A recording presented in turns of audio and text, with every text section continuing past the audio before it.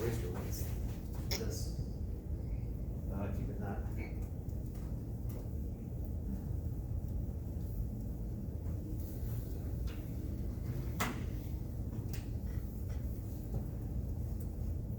All right, so now we can figure out the speed, because I know speed is distance divided by time.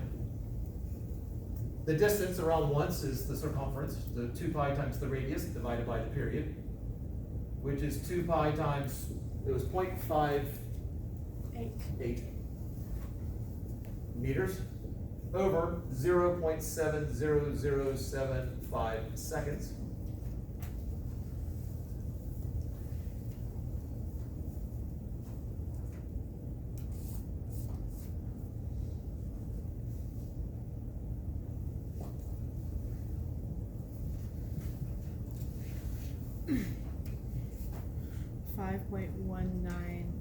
.1979 meters per second. All right, so that is the speed at which it's traveling. Ideally, it's a constant speed. I know that the tension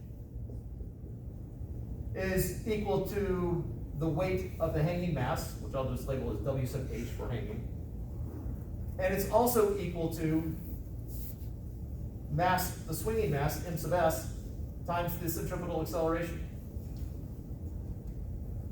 So the weight of the hanging mass should be equal to the swinging mass times V squared over R. And so my tension is going to be that hanging mass, which was 0.150 kilograms. It was 150 grams. Times, let's just pretend, 9.798 meters per second squared. Let's pretend that that level of precision is required in order for us just to be in awe of how incredible this was.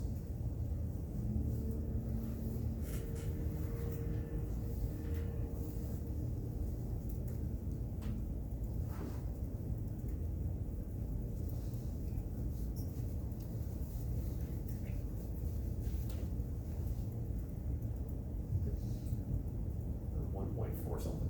1.46 1.46 units. newtons. Yep. 1.46 newtons is equal to the mass that's swinging times its speed squared, 5.1979 meters per second squared, divided by the radius, which is 0.58 meters. So first, let's figure out what that is. What is our centripetal acceleration here?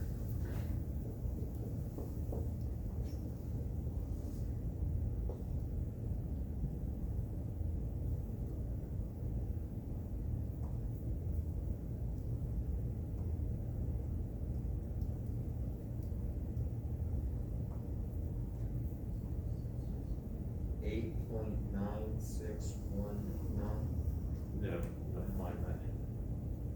46. Oh, square, okay. 46.583. Units? I missed a little square. Ah, okay. Yeah, don't forget the square.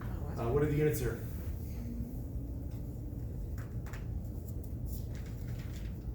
Like meters per second squared. Yes, it's acceleration. It's centripetal acceleration. It's still acceleration. That's meters per second squared. That's newtons, and that's meters per second squared. So how do I find the mass? Divide by your acceleration. So it'll be 1.46 divided by 46.583. So the swinging mass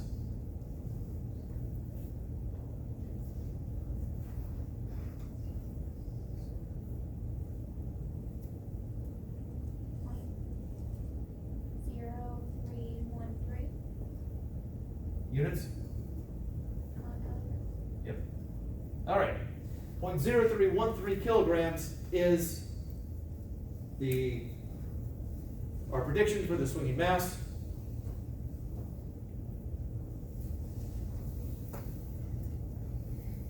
And that is now exactly what I've written down. So in terms of grams, that's 31.3 grams. And when I measured it with the triple P balance, I got 42 grams. So about 25% error, which is actually typical for this lab.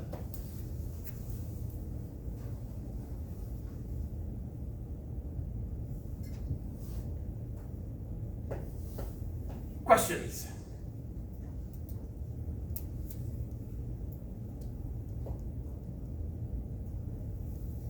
And there's a good chance you'll actually be doing this lab next week. All right, I'm gonna go grab the rope, see if we can get that, the wheel to not fall. So just do my office and back. I know where the rope is. What's the rate, not fall? I'll show you the video.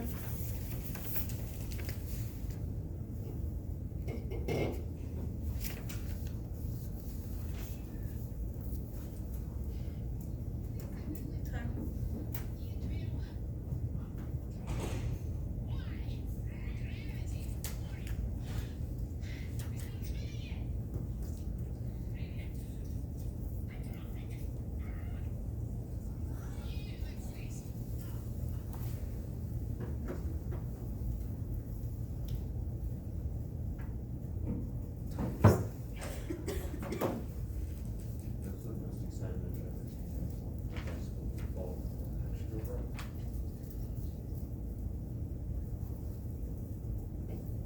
Alright, we don't need a whole heck of a lot, we just need enough to, so it doesn't slip through.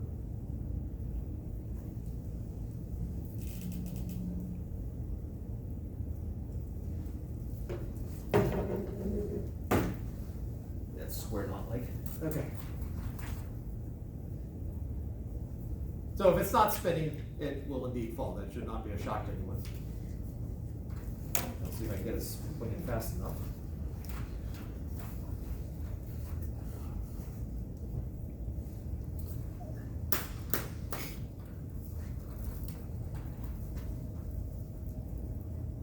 It's not falling. Is that the demo that you wanted to see? Yes.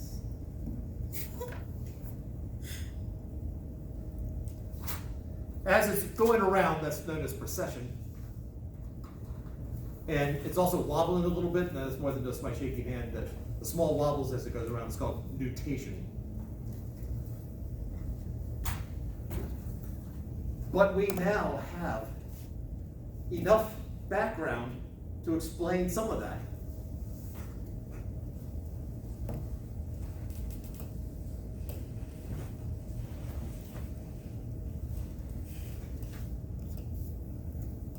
So my pivot point's right there, and I got my wheel hitting on, sitting like that.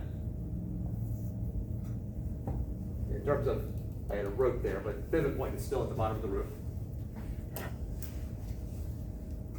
The center of mass is somewhere around here. So what forces are acting on this thing?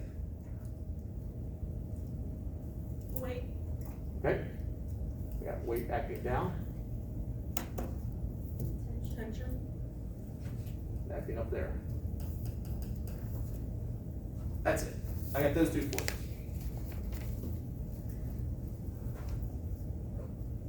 If this is my pivot point, this is not going to, in theory, it's not going to move. We'll pretend that that stays still. So therefore, what's the direction of the torque? Which way do you spin it? Do you spin it clockwise or? I'm talking the wheel just like this. What's the direction of the torque?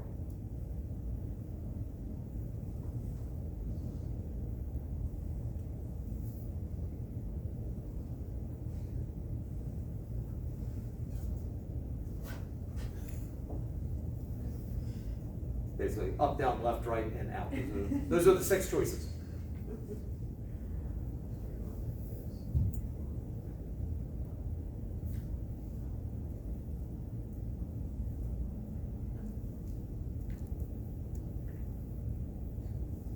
All right, let's break it down. I know that torque is R cross F. R is a vector from here to here. That's my R right there. F is down. Weight, and then I've got my radial vector.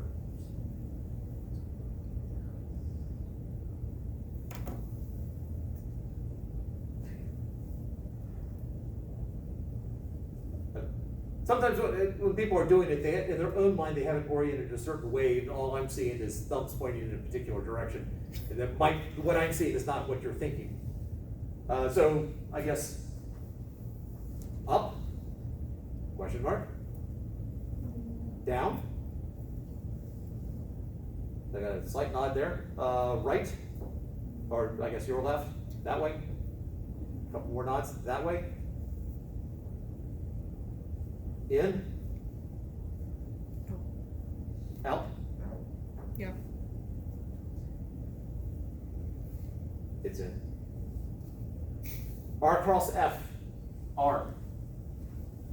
Cross F. My force is down. That points in. So my torque into the board, or from this point of view, it would be, see, it wants to fall that way, so my torque would be that way. Angular momentum. Well, first off, regular momentum. MV. Yep. Angular momentum. Inertia.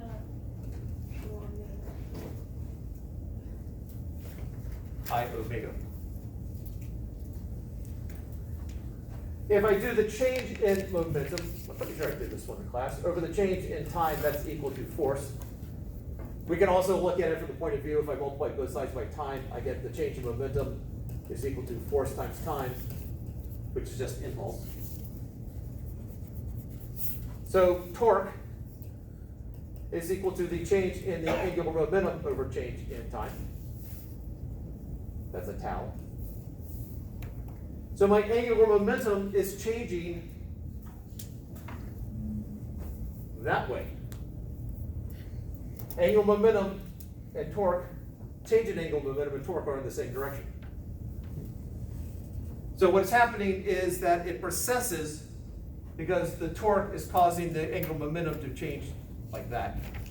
And so therefore it starts to spin that way as opposed to falling this way.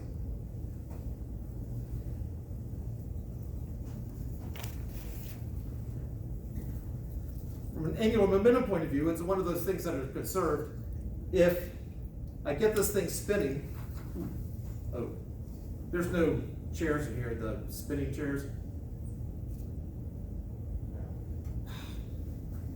Well, it'll wait for another day. Yeah, it'll wait.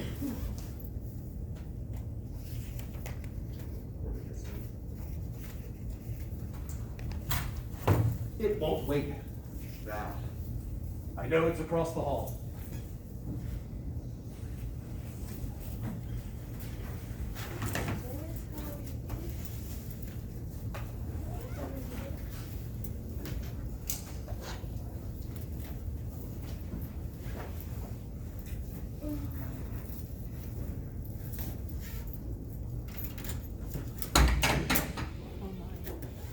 All right, so I've got,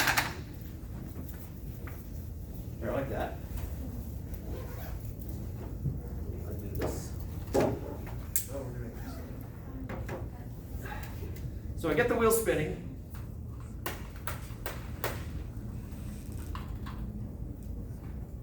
And then, just by rotating the wheel, apparently there's more friction one way than the other, I can spin myself. I have it like this. The angular momentum is primarily in this right here. If I'm spinning it away from me, the angular momentum is that way. When I rotate this, well, if my angular momentum is that way, that means I don't have angular momentum this way. So if I rotate it like this, I've shifted the angular momentum upwards, which means I have to spin in order to try to get my total angular momentum this way back to zero. Now, angular momentum that direction is not conserved because I'm putting a torque into this thing. I'm exerting a force on it.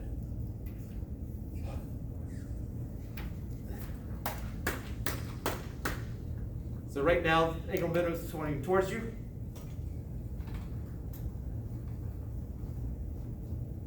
Because the wheel is spinning around like that, its angle of momentum is down.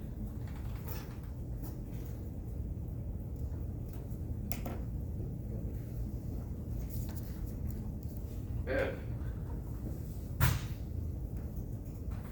And why don't we leave it on that note? Have a wonderful weekend.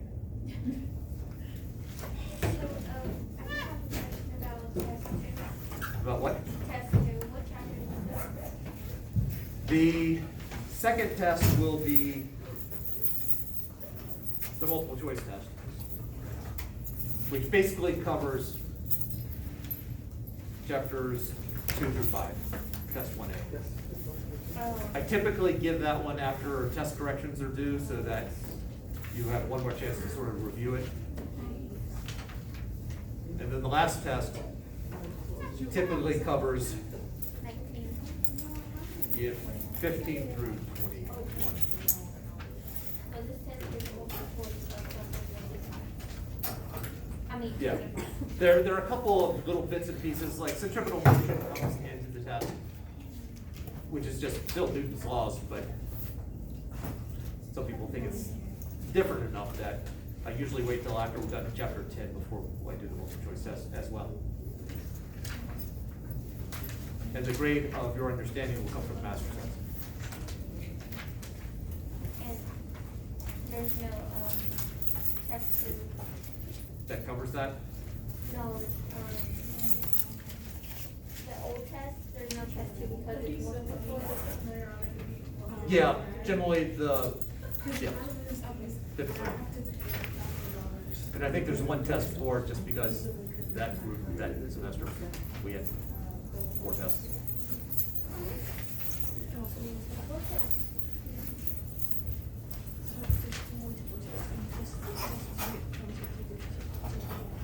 Yeah.